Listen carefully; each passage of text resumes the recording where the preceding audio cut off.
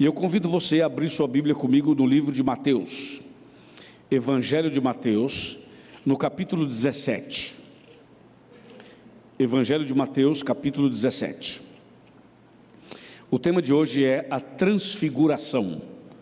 É um tema bastante importante. Mateus 17, a partir do versículo número 1, a gente vai ler pelo menos aí 6 versículos, tá? Mateus 17, de 1 a 6.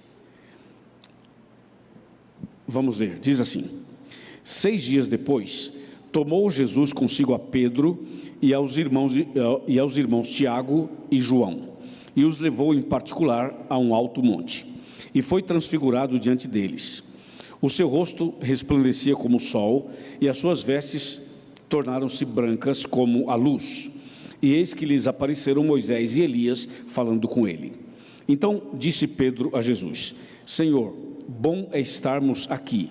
Se queres, farei aqui 3 tendas. Uma será tua, outra para Moisés, outra para Elias. Falava ele ainda quando uma nuvem luminosa os envolveu, e eis que vindo da nuvem uma voz que dizia: Este é o meu filho amado, em quem me comprazo, a ele ouvi. Ouvindo essa voz, os discípulos caíram de bruços, tomados de grande medo. Vamos continuar um pouquinho mais. Verso 7. Aproximando-se deles, tocou-lhe Jesus, dizendo: Erguei-vos e não temais. Verso 8. Então eles, levantando os olhos, a ninguém viram, senão a Jesus. Até aqui. O tema de hoje é aquele tema que eu gostaria que você ouvisse, não apenas com os seus ouvidos, mas com o seu coração.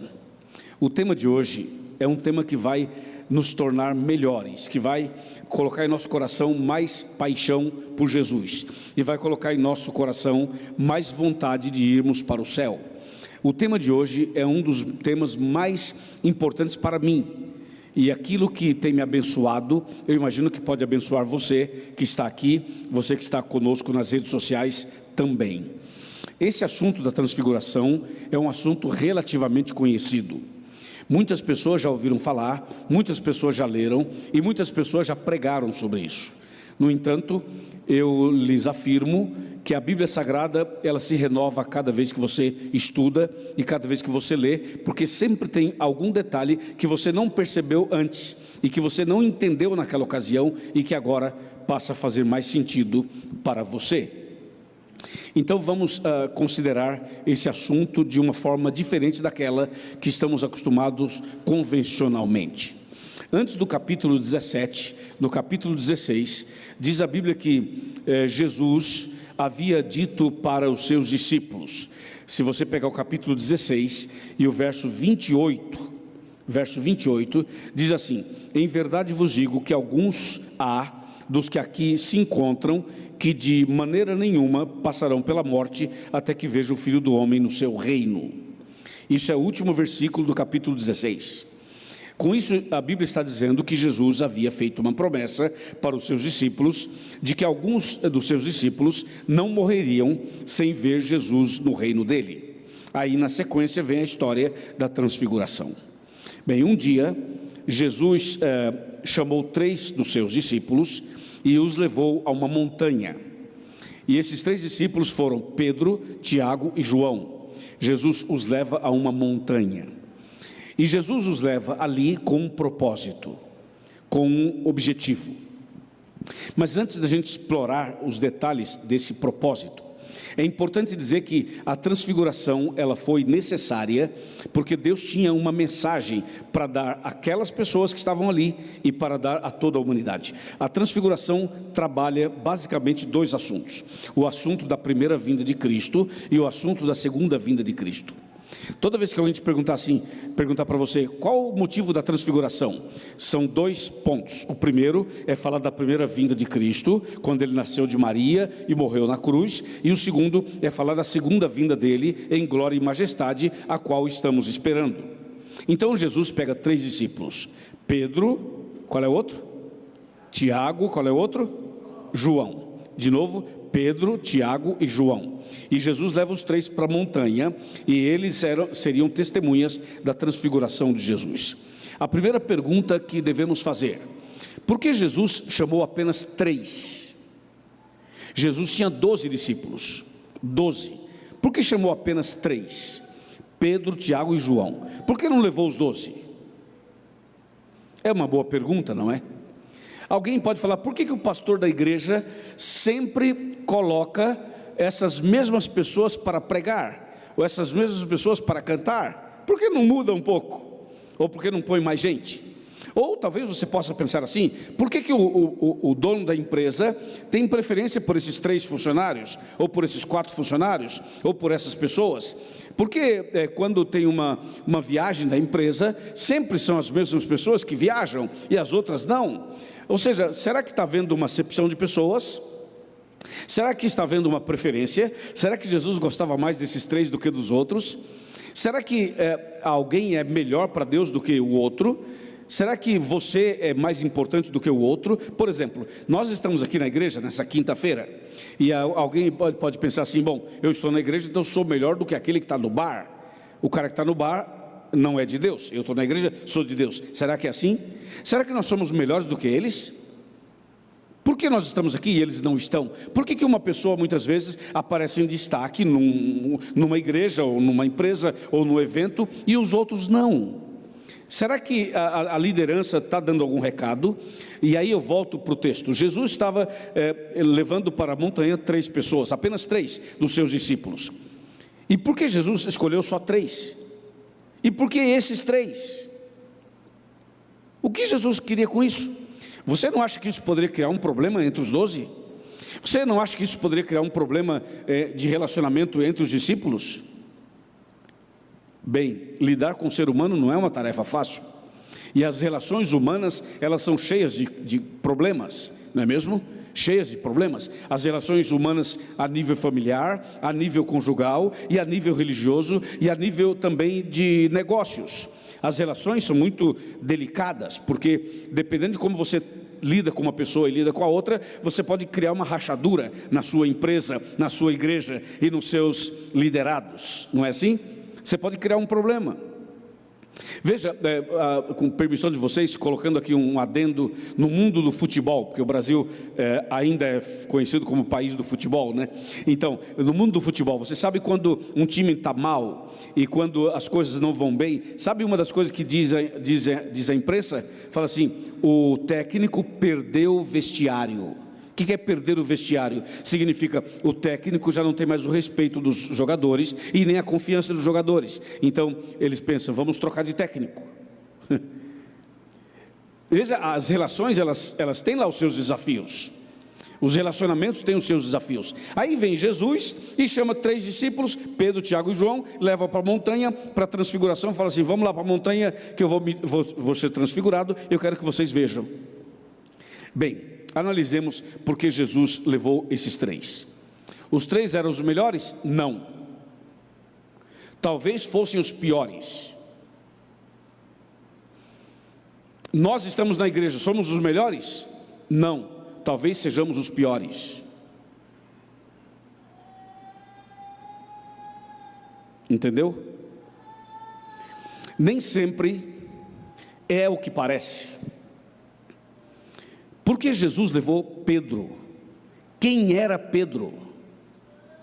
Pedro era problemático.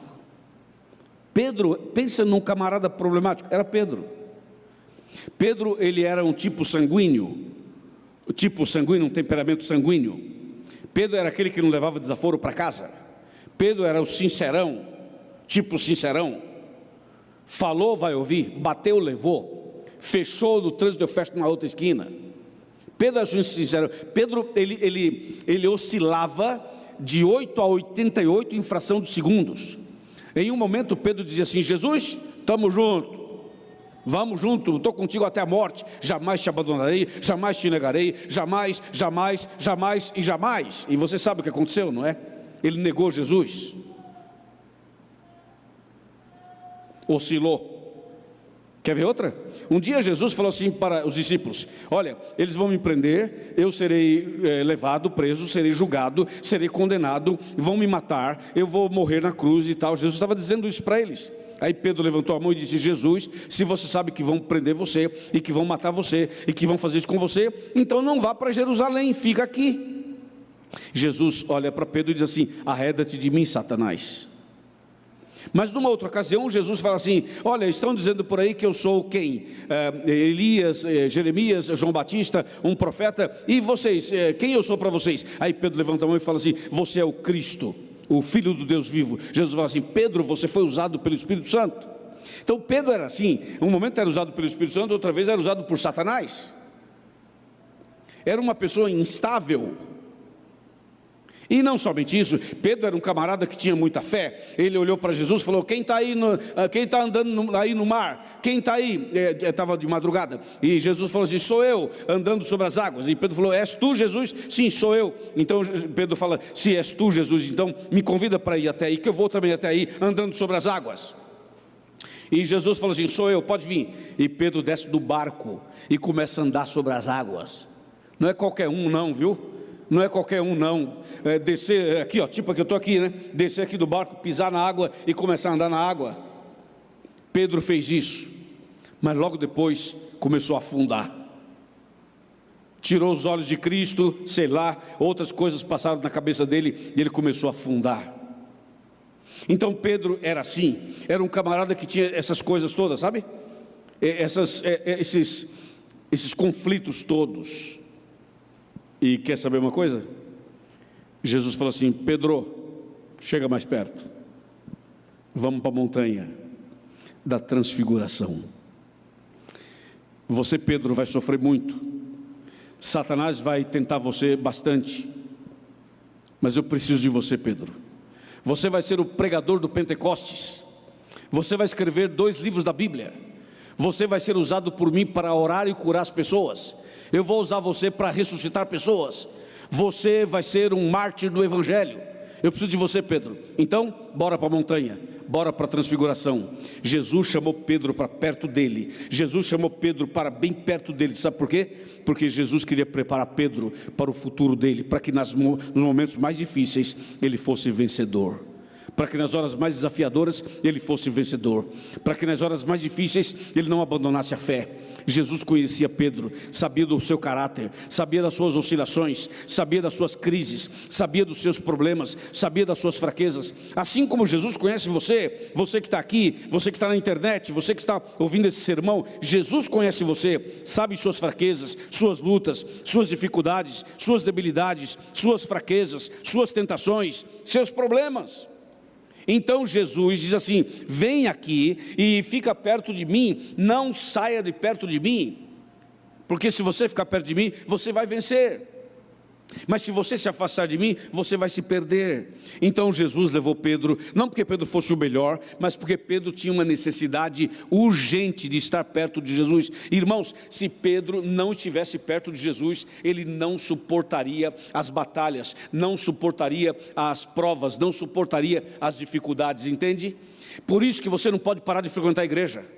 Por isso que você não pode parar de ler a Bíblia, por isso que você não pode parar de orar, por isso que você não pode parar de cantar hinos para Deus, por isso que você não pode parar de vir aqui. Se você parar, você vai ficando fraco, e vai afundar, e vai se perder, e vai para o inferno, ok? Então, por isso que você tem que estar aqui, insistir, perseverar. Não pensa que você já é o bom, não é o bom. Não pense que você está preparado, não está preparado. Não pense que você já está ok, você não está ok. Você precisa de Jesus.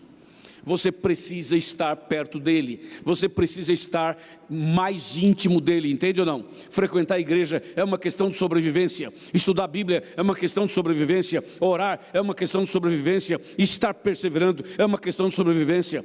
Pedro foi levado por Jesus para o monte da transfiguração, porque Jesus sabia que se Pedro não ficasse perto dele, Pedro iria se perder, porque Pedro era poderoso na palavra, e uma pessoa poderosa na palavra, se ela for usada por Satanás, vai ser um estrago, é ou não é?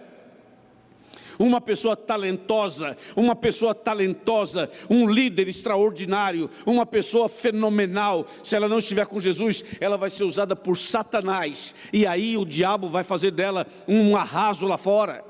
Olha esses cantores que cantam maravilhosamente bem, esses cantores maravilhosos que tem lá fora, já viram? Tem cantores americanos, tem cantores australianos, tem cantores europeus, tem cantores africanos que cantam assim de uma forma extraordinária. E por que não estão aqui na igreja cantando? Por que não estão aqui cantando? Então, atenção, muitas vezes, o inimigo bate o olho e fala assim: esse camarada aí é talentoso, não vou deixá-lo se aproximar de Jesus não. O diabo olha e fala assim: vou pegar esse camarada e vou afundá-lo em outra coisa, para que ele seja um instrumento meu. Irmãos, Pedro, imagina Pedro com a potência que era, se ele fosse um instrumento na mão do diabo, seria uma tragédia. O fato é que Jesus falou: Pedro, você precisa ir comigo para a montanha da transfiguração. E Jesus levou Pedro para a transfiguração, para preparar Pedro, para dar um upgrade em Pedro, para fazer uma metanoia em Pedro, para falar: Pedro, é o seguinte, meu filho, ou vai, está entendendo ou não? Ou vai, bora para a transfiguração. Aí levou Pedro, amém? Está fraco, amém? Amém? E aí, tem algum Pedro aí? Tem algum Pedro aí? Tem um monte de Pedro aqui, não é? Um monte de Pedro. E essa noite, essa igreja aqui é o monte da transfiguração. E nós estamos aqui porque Jesus nos trouxe aqui. E você sabe o que aconteceu com Pedro, né? Pedro foi fenomenal, Pedro foi extraordinário nas mãos de Jesus. E Pedro foi o homem que fez um sermão lá em Jerusalém no Pentecostes, e batizou 3.000. Eu estou lutando para batizar 20 essa semana, pregando uma semana inteira. Pedro, em um sermão, batizou 3.000. Eu estou pregando a semana inteira, quero batizar 20 aqui, e só falta eu plantar bananeira aqui e implorar e falar: pelo amor de Deus, batiza, rapaz. Está vendo o que era Pedro? Então Pedro, Jesus levou para a transfiguração, porque Jesus sabia quem era Pedro. E Pedro nas mãos de Jesus, ele seria extraordinário como foi. E aqui, olha para mim. E você, irmã, e você, irmão, nas mãos de Jesus, também vai ser extraordinário. Amém? Fala amém.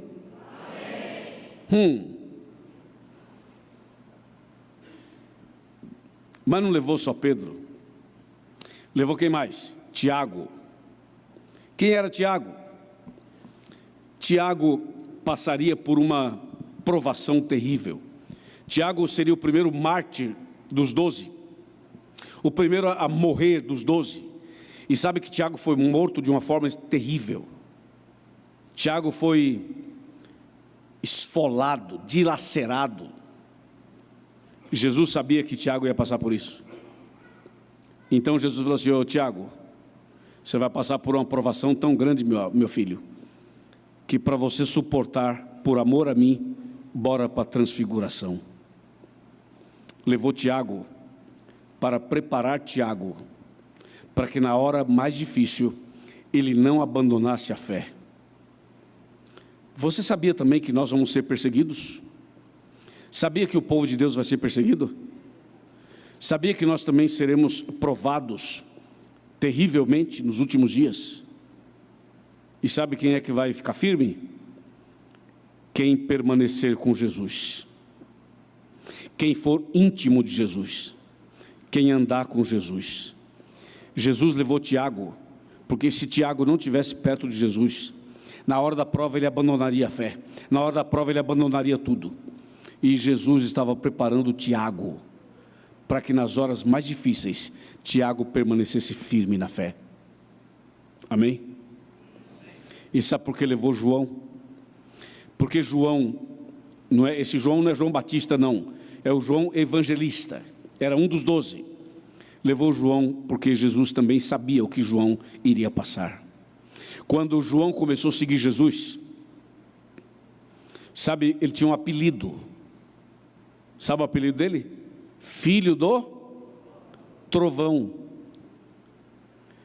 Imagina, ninguém vai ter um apelido desse à toa, né? Ninguém tem um apelido desse à toa, filho do trovão. Assim era João. Aí ele começou a andar com Jesus, se relacionar com Jesus e tudo, e se tornou, sabe o quê? O discípulo do amor. De trovão para amor é uma diferençazinha boa, né? O que aconteceu com João? Ele foi transformado. Por quê? Porque se aproximou de Jesus, chegou mais perto de Jesus. Esse negócio de chegar mais perto funciona. Chegar mais perto de Jesus, da Bíblia, isso transforma a nossa vida. Assim foi João. E Jesus sabia que João seria preso. E João seria levado como um prisioneiro para a ilha de Pátimos. E João seria levado por uma situação tipo para matá-lo, para calar a boca dele primeiro e depois matá-lo. Então Jesus disse: João, você vai passar por uma situação muito difícil. E eu preciso que você fique perto de mim. Eu vou fortalecer você. Eu vou ajudar você. Então vamos para a transfiguração. E Jesus leva esses 3 para a transfiguração. João morreu de morte natural, mas antes ele foi preso lá em Pátimos. E foi ele, na prisão em Pátimos, que recebeu as visões do Apocalipse. E foi quem escreveu o Apocalipse. E não só isso, escreveu mais 4 livros da Bíblia. João escreveu 5 livros da Bíblia. Escreveu o Evangelho, que leva o nome dele, escreveu 3 cartas que levam o nome dele, e escreveu o Apocalipse. Então veja quem foi João.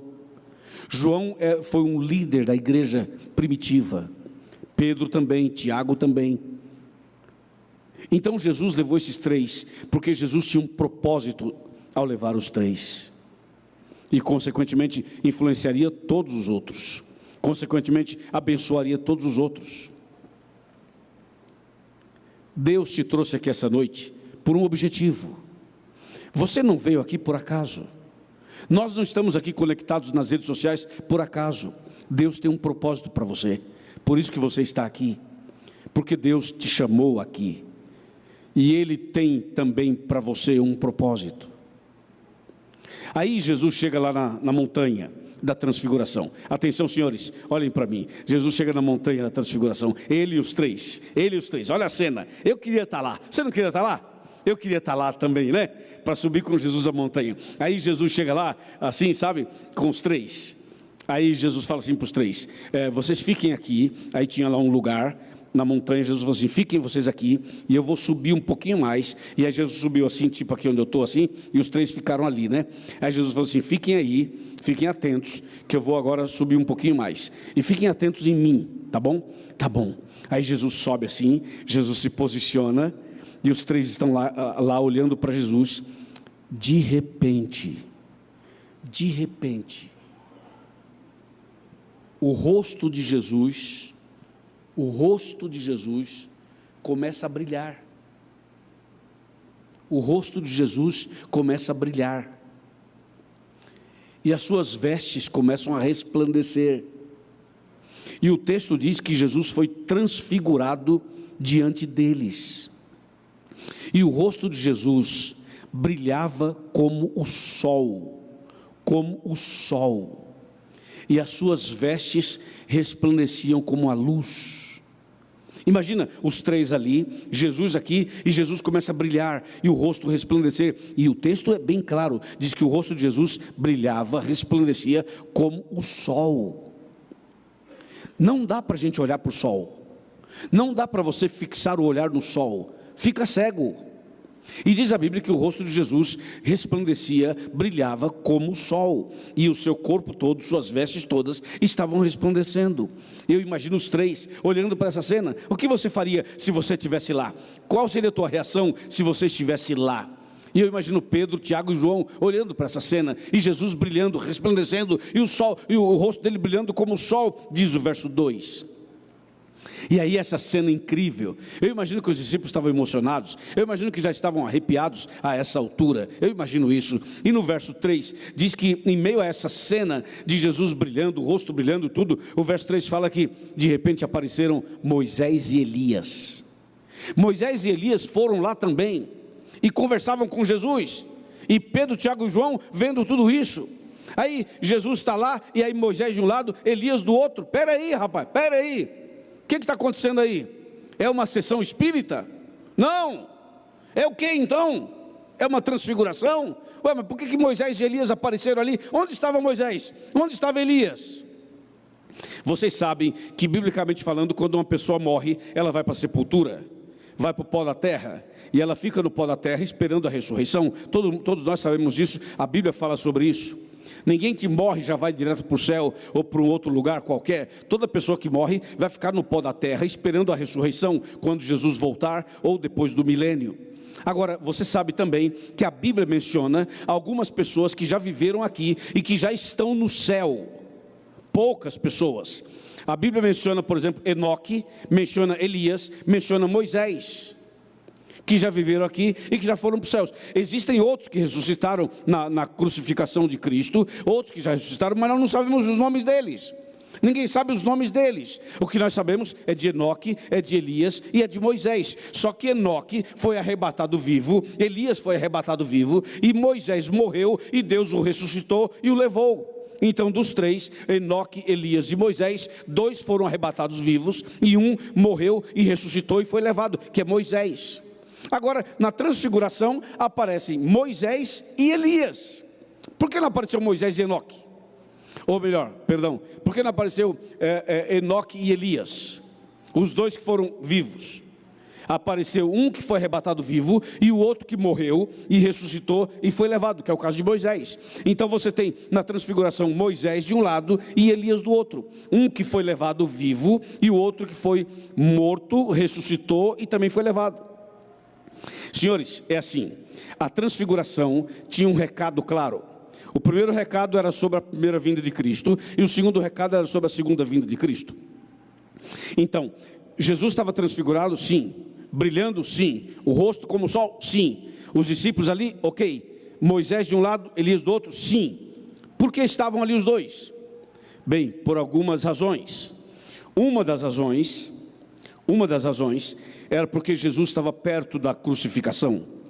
Estava chegando a hora de Jesus morrer na cruz. E Moisés e Elias estavam ali para confortar Jesus e para fortalecer Jesus.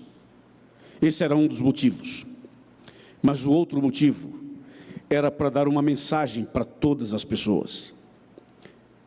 Elias ali representava as pessoas que estarão vivas quando Jesus voltar. Quando Jesus voltar, vai ter muitas pessoas vivas, fiéis, como Elias, e que não vão morrer, que serão arrebatadas como foi Elias. Então Elias, além de aparecer para confortar Jesus, ele também representava as pessoas fiéis que estarão vivas quando Jesus voltar. Se Jesus voltasse agora, nós estamos vivos, e se formos fiéis, nós seríamos levados para os céus, como Elias foi, sem ver a morte, ok? E Moisés representava o que ali? Bem, Moisés, além de confortar Jesus, fortalecer Jesus, Moisés também estava ali representando as pessoas fiéis que já morreram ou que irão morrer antes da volta de Cristo. Você sabe, nós estamos vivos hoje, não sabemos se estaremos vivos amanhã, não sabemos se vamos estar vivos na volta de Cristo. Suponhamos que todos nós venhamos a morrer antes da volta de Cristo, e se morrermos em Cristo, morrermos firmes na fé, como Moisés, nós também seremos ressuscitados e seremos levados para os céus. Então Moisés representa as pessoas fiéis que já morreram ou que ainda irão morrer, e Elias representava as pessoas fiéis que estarão vivas na volta de Cristo, além de confortar a Jesus. Por isso que aparece Moisés e Elias ali na transfiguração. Agora imagina a cena, Jesus transfigurado, o rosto brilhando como o sol, seu corpo brilhando, suas vestes resplandecendo, Moisés de um lado, Elias do outro, Pedro, Tiago e João assistindo essa cena. Rapaz, tu já imaginou isso? Se nós viéssemos aqui hoje e sentássemos todos aí, e aqui na frente de Jesus estivesse resplandecendo, e tivesse Moisés e Elias aqui, e nós todos aqui essa noite, isso aqui seria arrebatador, é ou não é? Pois foi o que aconteceu lá. Pedro, Tiago e João, vendo essa cena de Jesus transfigurado, Moisés e Elias do lado, isso está no verso 3, mas quando chega no verso 4, aí no verso 4 a gente se emociona. O verso 4 emociona qualquer um. Volte o seu olhar para o verso 4, estamos em Mateus 17, o verso 4 diz assim: então Pedro disse a Jesus, Senhor, é bom estarmos aqui, se quiseres, farei aqui 3 tendas, uma será tua, outra para Moisés, outra para Elias. Eu acho isso aqui o máximo. Vou até na cadeirinha do Chega Mais Perto. Olha só, isso aqui é fenomenal. Vamos conversar sobre isso. Atenção, você que acompanha a gente pelo YouTube, você que vê a gente pelas redes sociais, você que está aqui sentado aqui na igreja, por favor, olha para mim, isso, olha para mim, bora conversar, olha para mim. Você imagina essa cena? Está acontecendo a transfiguração, gente. Vocês estão entendendo o nível do negócio? Está acontecendo uma transfiguração. Jesus está resplandecendo, o seu rosto brilha como o sol. Moisés aparece de um lado, Elias do outro. É uma cena, o céu desceu ali, ok? O céu desceu ali. É uma cena celestial, certo? É um momento solene, sagrado, tá ok? E aí, sabe o que Pedro fez? Pedro levantou a mão. Tipo assim, quero falar, Jesus. Eu peço a palavra. Tu já viu aquele irmão ou aquela irmã da igreja que o pregador está pregando e a pessoa quer falar? Às vezes tem em alguma igreja uma pessoa que alguém está pregando e a pessoa ela está ouvindo o sermão e ela não se aguenta e ela quer falar. Ela teve uma ideia, ela quer falar durante a pregação. Então Pedro, está acontecendo a transfiguração, rapaz, e Pedro levanta a mão e quer falar. Aí Pedro, ei, Jesus, quero falar. Pedro, é transfiguração, rapaz, tu esqueceu? É transfiguração, como é que tu... Quero falar. Pedro, o céu desceu aqui, eu quero falar. Aí Pedro levanta a mão, rapaz, e ele fala. Pedro interrompeu a transfiguração. Eu fico imaginando isso. Pedro é uma figura, né? Lá no céu eu quero ter uma prosa com Pedro. Pedro, tu é doido? Tu é doido, né, Pedro? Não, eu acho que eu faria a mesma coisa que Pedro fez. Parece maluco, mas não. É muita fé, é muita paixão, é muita entrega, é muito tudo, sabe? É muito tudo assim em Pedro. Aí Pedro levanta a mão e fala assim: Jesus, eu vou parafrasear o texto. Ele fala assim: Jesus, o que é isso, Jesus? O que é isso aqui? O céu desceu aqui, Jesus. O Senhor está transfigurado. Olha Moisés, olha Elias, olha a sensação. Eu estou arrepiado. Isso aqui é o que eu sempre quis a vida inteira. Eu sempre quis ver e quis sentir o que eu estou vendo e sentindo agora. Jesus, isso é o céu. Isso é tão maravilhoso, tão maravilhoso, tão maravilhoso. E ele fala assim: é bom estarmos aqui. O texto fala assim, não fala? É bom estarmos aqui. Esse é bom estarmos aqui na língua portuguesa está bem fraco. Está meio fraco. Vai para o grego e tu vai ver essa frase em grego. Em grego não é bom estarmos aqui, porque na língua portuguesa, quando você fala que é bom, uma coisa boa é uma coisa média. Quando uma coisa é fora do comum, você fala que é ótima, que é sensacional, que é extraordinária, que é incrível. Não é assim que a gente fala? A gente não fala assim, foi bom, a gente fala, foi maravilhoso. Quando é acima da média, você fala, foi maravilhoso, foi incrível, foi sensacional, não é assim que a gente fala? Agora, o texto em português fala assim, que Pedro falou assim: Senhor, é bom estarmos aqui. Esse é bom, é muito pouco para o que estava acontecendo. Na tradução para o português ficou fraca essa tradução, porque o que o texto está dizendo é o seguinte: Pedro estava dizendo, Jesus, isso aqui é maravilhoso, isso aqui é incrível, isso aqui é sobrenatural, isso aqui é sensacional, isso aqui é divino, isso aqui é algo, é surreal, o que está acontecendo aqui. Foi o que Pedro queria dizer, e disse de verdade. E aí Pedro fala assim: é tão bom, é tão bom, é tão bom estar aqui, Jesus, que eu tenho uma proposta. Ele já levanta a mão, já fala, já tem proposta. Eu tenho uma proposta. A minha proposta é o seguinte: primeiro, eu não quero que isso aqui acabe. Eu não quero que esse culto acabe. Eu não quero que essa reunião acabe. Eu não quero que isso aqui termine. Eu não quero que isso aqui termine. E a minha proposta é a seguinte: se o Senhor autorizar, a gente faz aqui 3 tendas, tipo desbravador. tipo desbravador. Eu faço 3 tendas, 3 barraquinhas. Uma será para o Senhor, outra para Moisés, outra para Elias. Eu e Tiago e João não precisamos de tenda, a gente fica aqui ao relento, ao ar livre, não tem problema. O que a gente quer é que isso aqui não acabe. O que a gente quer é que isso aqui não termine. O que a gente quer é que isso aqui fique para sempre. Jesus, o que o Senhor achou? Essa é a minha proposta. Que demais isso, né? Você já sentiu a presença de Deus alguma vez? Ou você é aquela pessoa que só é analítica? É só analítico. Você já sentiu Deus alguma vez? Você já sentiu Deus no culto da igreja? Já teve uma experiência com Deus na sua casa? Já teve uma experiência com Deus em outro lugar qualquer? Você já esteve com Deus e sentiu que Deus estava ali? Só entende isso que eu estou falando quem já viveu isso. Quem nunca viveu não sabe o que é isso. E alguns têm até crítica a isso. Não seja crítico, porque a vida cristã não é só o conhecimento teórico. A vida cristã é um conhecimento prático, é um relacionamento. Você já esteve num culto onde Deus estava presente e você fala, Deus está aqui. Dá para perceber que Deus está aqui. Dá para sentir que Deus está aqui. E você fala assim, eu não quero que isso aqui acabe. Eu não quero voltar para casa. Eu não quero voltar para o trabalho. Eu não quero voltar para o meu dia a dia. Eu quero que isso aqui fique para sempre. Quando Deus está presente, tudo que está acontecendo é incrível. Tudo que está acontecendo é maravilhoso. O que torna tudo maravilhoso é a presença de Deus. Até o deserto se torna terra santa, quando Deus está na sarça. Deu para entender? E eu quero dizer para vocês que Deus está aqui. E esse Deus que está aqui, está tentando fazer com que a gente se relacione com Ele, com que a gente se entregue para Ele. Ele está aqui no meio de nós. Então Pedro expressa essa fé,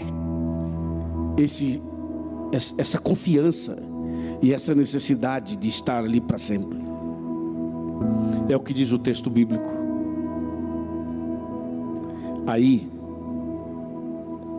Pedro, João e Tiago, emocionados, enquanto Pedro falava, olha o que aconteceu. Veja o que diz agora o versículo de número 5.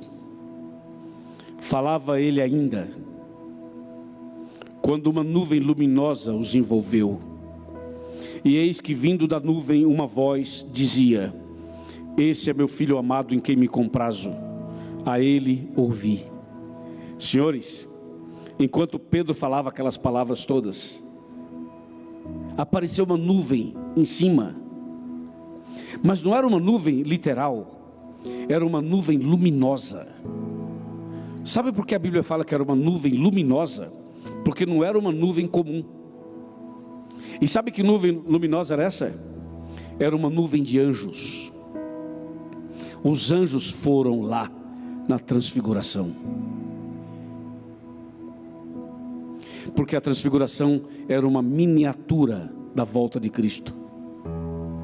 Era uma antecipação do que vai acontecer na volta de Cristo. Então, essa nuvem luminosa era uma nuvem de anjos. E do meio dessa nuvem saiu uma voz que dizia, este é meu filho amado em quem me comprazo. Aqui tem 2 elementos que eu preciso explicar para os senhores. O primeiro elemento é que a nuvem que apareceu ali era uma nuvem de anjos. Os anjos de Deus só se manifestam, digo, em grupo, em ocasiões especiais. Os anjos, individualmente falando, estão o tempo todo conosco. Mas uma nuvem de anjos, uma manifestação de uma nuvem de anjos, só acontece em momentos especiais. Quando Deus criou os céus e a terra, os anjos cantaram. Quando o povo atravessou o Mar Vermelho, os anjos cantaram. Quando Jesus nasceu em Belém, os anjos cantaram. Quando Jesus ressuscitou, os anjos cantaram. Quando Deus escreveu os 10 mandamentos, os anjos estavam lá tocando trombetas. quando Jesus voltar, os anjos virão tocando trombetas. E na transfiguração, os anjos estavam lá. E eu tenho notícia para você: os anjos de Deus também estão aqui essa noite. Os anjos de Deus se manifestam em momentos e ocasiões especiais. Por isso essa nuvem luminosa era uma nuvem de anjos. E aí vem a frase que diz: do meio da nuvem sai uma voz, e a voz dizia: esse é meu filho amado em quem me comprazo. Essa voz é a voz de Deus. E essa frase, você e eu já lemos na Bíblia em outro episódio. Foi no batismo de Jesus, não foi? Quando Jesus se batizou, o que a voz disse? Esse é meu filho amado em quem me comprazo. Lembra? Pois bem, agora essa mesma voz aparece aqui, só que a frase aqui, ela não é exatamente a mesma do batismo. Ela tem um elemento, é agregada a uma frase. A frase aqui é: este é meu filho amado em quem me comprazo, e aí tem uma vírgula e diz: a ele ouvi. Essa expressão, a ele ouvi, era um recado de Deus sobre a primeira vinda de Jesus, sobre o primeiro advento de Jesus. O que Deus estava dizendo era: está vendo esse Jesus aí? Está vendo esse homem transfigurado aí? Está vendo esse ser transfigurado diante de vocês? Esse é Jesus, esse é o Messias, esse é o Cristo, esse é o Salvador, esse é meu filho, eu o enviei. Ele não é qualquer um, ele não é um político, ele não é um palestrante, ele não é um empresário, ele não é qualquer pessoa, ele é meu filho amado, ele é o Salvador, ele é o Jesus, ele é o Cristo, ele é o Messias, eu o enviei, é meu filho amado. Então, escutem o que ele tem para falar, a ele ouvir, escutem o que ele está pregando, escute o que ele está dizendo, escute a sua voz, não rejeite, não ignore, não vire as costas, não pense que ele é qualquer um, não é, ele é o Salvador do mundo. Então, esse aí é meu filho amado, em quem me comprazo, a ele ouvi. Escutem o que ele tem a dizer, escutem seus ensinamentos, escutem suas pregações. Esse aí não é qualquer um, é o Salvador da humanidade. Então, quando Deus diz isso, Deus está dizendo assim: esse aí é meu enviado, eu o enviei. Como quem diz assim: não duvidem dele, não duvidem do seu ministério, porque naquele tempo muita gente duvidava e dizia: será que é o Messias mesmo? Será que é o Cristo mesmo? Será que não é um charlatão? Será que não é um mentiroso? Será que de fato é o Salvador? Havia muitos questionamentos. Então Deus vem e diz: esse é meu filho amado, ele foi enviado por mim para salvar a humanidade. Tudo isso aconteceu enquanto Pedro falava. Aparece a nuvem luminosa e a voz de Deus dizendo: esse é meu filho amado. Você sabe que naquele tempo as pessoas não entenderam a primeira vinda de Jesus, né? E até hoje muita gente não entende a primeira vinda de Jesus. Até hoje há um debate violento no mundo teológico sobre a natureza de Cristo. Já viram isso? Até hoje as pessoas ficam debatendo se a natureza de Cristo era pré-lapsariana ou pós-lapsariana. Até hoje tem muita discussão sobre isso. Naquele tempo também as pessoas tinham muitos questionamentos sobre Cristo. Alguns achavam que Jesus ia dominar politicamente, outros achavam que Jesus era um candidato a algum cargo eletivo, algum cargo executivo, algum cargo público. Quantas pessoas, os discípulos mesmo se decepcionaram quando viram que Jesus não ia dominar politicamente. Lembra que a mãe de dois discípulos, ela disse a Jesus: quando você assumir o poder, coloca um filho meu à sua direita, outro à sua esquerda. Isso revela que as pessoas não entenderam claramente o propósito da primeira vinda de Cristo. Então na transfiguração, Deus dá um recado, Deus dá uma mensagem, e diz: esse é meu filho amado, sim, eu o enviei, é o Salvador da humanidade. E diz o verso de número 6, que quando os discípulos ouviram essa voz, eles desmaiaram, eles caíram de bruços, tomados de grande medo. Você imagina, Jesus transfigurado, Moisés de um lado, Elias do outro, a nuvem luminosa, a voz sai do meio da nuvem, aquilo é espetacular, e aí no meio de tudo isso, os discípulos desmaiam, porque era muito forte o que estava acontecendo ali. Eles desmaiaram, diz a Bíblia. E diz o verso 7, que Jesus se aproximou deles e tocou neles e disse: erguei-vos e não tenham medo. E o verso 8 fala: então eles levantando os olhos, não viram mais ninguém, nem Moisés, nem Elias, nem os anjos, nem a nuvem, nada mais. Só viram Jesus como sempre viram. Acabou. E eles tiveram que voltar para o dia a dia. Que coisa, hein? Meus irmãos, a mensagem da transfiguração aponta para a volta de Cristo. Eu gostaria de ler com vocês agora o que está escrito em Apocalipse. Vamos para Apocalipse. Apocalipse, capítulo de número 1. Número 1. Esse é o último versículo de hoje. Apocalipse 1, verso 7. Esse texto, depois eu vou dar sequência a uma outra leitura, mas esse é o texto que eu queria destacar. Apocalipse 1, verso 7. Diz assim: eis que vem com as nuvens, e todo olho verá, até quantos o traspassaram, e todas as tribos da terra se lamentarão sobre ele, certamente. Amém. A transfiguração apontava para isso. A transfiguração tinha esse recado, de que Jesus voltaria nas nuvens dos céus. E você quer ver como é que o Apocalipse descreve Jesus? Vai comigo para o verso de número 10. E agora, indo para a parte final, veja o que diz o verso 10. Achei-me em espírito no dia do Senhor, e ouvi por detrás de mim uma grande voz como de trombeta. Verso 11. Dizendo: o que vês escreve em livro, e manda às 7 igrejas, Éfeso e Esmirna, Pérgamo e Tiatira, Sardes, Filadélfia e Laodiceia. Verso 12.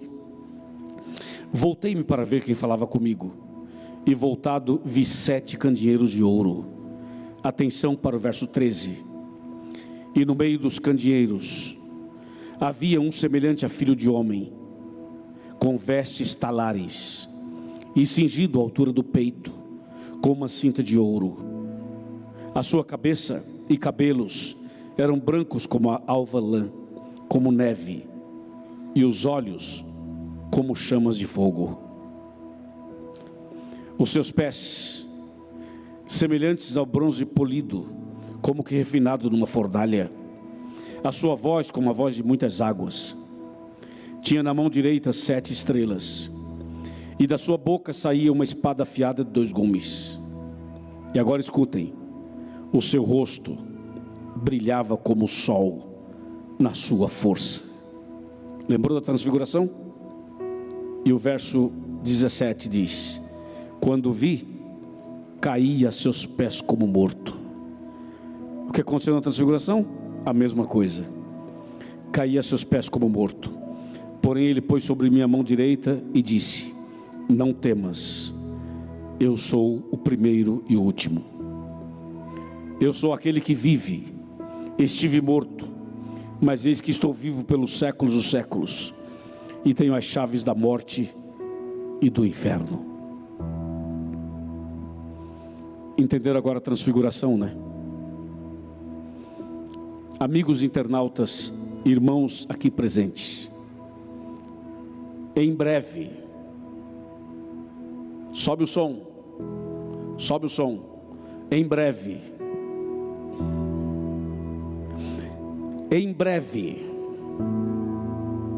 Jesus vai se levantar lá no céu,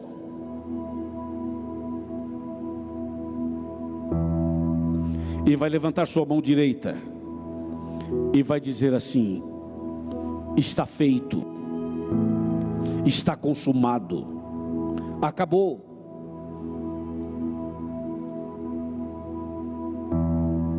Então Jesus vai sair do santuário, e a porta da graça vai se fechar. Quando a porta da graça se fechar, cairão sobre a terra as 7 últimas pragas de Apocalipse 16. E no final das pragas, o céu vai estar escuro, E aquela nuvem luminosa da transfiguração vai aparecer outra vez. Só que dessa vez, o Apocalipse descreve aquela mesma nuvem, dizendo: olhei e eis uma nuvem branca. É a mesma nuvem da transfiguração. E no meio da nuvem haverá um ser majestoso, um ser maravilhoso. O seu rosto brilha mais do que o sol. A sua voz é como a voz de muitas águas. Os seus olhos como chamas de fogo. As suas vestes estarão resplandecendo. Na cabeça, uma coroa de ouro. E na mão, uma foice afiada, símbolo da colheita. É Jesus. É a volta de Jesus. É a nossa bendita esperança.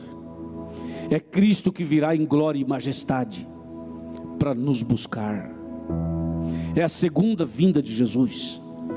É a mensagem da transfiguração. É por isso que nós somos adventistas. É por isso que nós somos cristãos. É por isso que estamos aqui. Porque Jesus vai voltar. E nós estaremos aqui com a cabeça erguida, com os olhos fixos na nuvem branca. E assim como Pedro, Tiago e João, ficaremos emocionados. As lágrimas vão descer. Nós todos estaremos arrepiados e emocionados. Do meio dessa nuvem branca vai sair um som, como nós nunca ouvimos. É o som das trombetas. Os anjos vão tocar trombetas e vão ocupar todo o céu, tocando trombetas. E nós vamos estar olhando fixamente no meio dessa nuvem, onde Jesus estará. E Jesus virá para nos buscar. Ele virá para buscar a senhora, o senhor, você jovem, você adolescente, você que é criança, você que é adulto, você que é internauta. Ele vem para buscar você. E essa é a nossa esperança maior. É o que nos move. É o que me faz estar aqui.